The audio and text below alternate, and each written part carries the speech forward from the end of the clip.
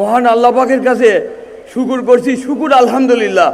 আমাদের আর এই কথাটা শোনা লাগবে না যে একেবারে আমাকে তারেক আসবেন নয়, এই কথাটা আর শোনা লাগবে না ইনশাল্লাহ। একেবারে আমাকে তারেক কোনদিন আসবি, এই কথাটা আর শোনা লাগবে না। আলহামদুলিল্লাহ উনি আসছেন। ওনার বিগত দিনে এই গ্রামের এই একটা হাসপাতাল করে স্বল্প মূল্যে যে গুণগত সেবাটা মানুষকে দিচ্ছেন, এই আপনার প্রান্তিক মানুষের ধুনুট, সাধারণপুর এবং গাবতলীর প্রান্তিক মানুষগুলোর এই জন্য।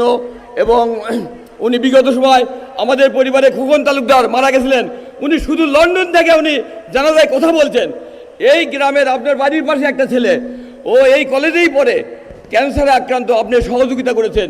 এবং আজকের আমাদের গ্রামে ফ্যামিলি কার্ড উদ্বোধন করেছেন, খাল খনন করবেন, হাসপাতাল দেখে আসছেন। এই জন্য আপনাকে আন্তরিক ধন্যবাদ, মোবারকবাদ। আমরা বিগত 17 বছর এই দেশের ইতিহাস আপনি সব জানেন। এত বৃহত্তর জনগোষ্ঠী কষ্ট পাওয়া আমাদের এই বাগবাড়ির মতো আর কোথাও নাই। জি, আমাদের একটু প্রত্যাশা ছিল,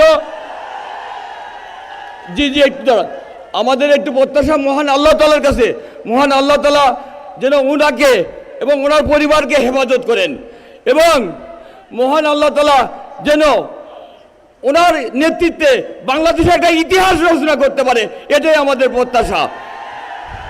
নায়াসিনামাইড ও স্যালিসাইলিক সমৃদ্ধ লিলি ফেস ওয়াশ যা ফেসের ডেড স্কিন সেল দূর করে দেয় দ্বিগুণ ফাস্টার ব্রাইটেনিং। প্রিয় প্রধানমন্ত্রী, প্রিয় প্রধানমন্ত্রী, আমাদের আপনি এই ইউনিয়নে সব জানেন, আমাদের কিছু প্রত্যাশা আছে, আপনাকে একটু ব্যক্ত করতে চাই। আমাদের এই এলাকা গাবতলী থেকে অনেক দূরে, এই পাশে শাহজাহানপুর, এই পাশে ধুনুট, এই পাশে ধুনুট, এই পাশে শাহজাহানপুর। তারা লোকগুলোর যে কোনো প্রয়োজনে উপজেলায় যাওয়া খুব কষ্টকর, খুবই কষ্টকর। যদি এখানে একটা উপজেলা করা হয়, এই মানুষগুলোর কষ্ট লাঘব হবে, মাননীয় প্রধানমন্ত্রী, কষ্ট লাঘব হবে। হ্যাঁ, আর একটা কথা বলেই শেষ করব। জি, আমাদের আপনার লিচুতলা বনানীর থেকে এই বাগবাড়ি হয়ে ধুনুটে একটা রাস্তা হয়ে যমুনা সেতু পর্যন্ত গিয়েছে। এই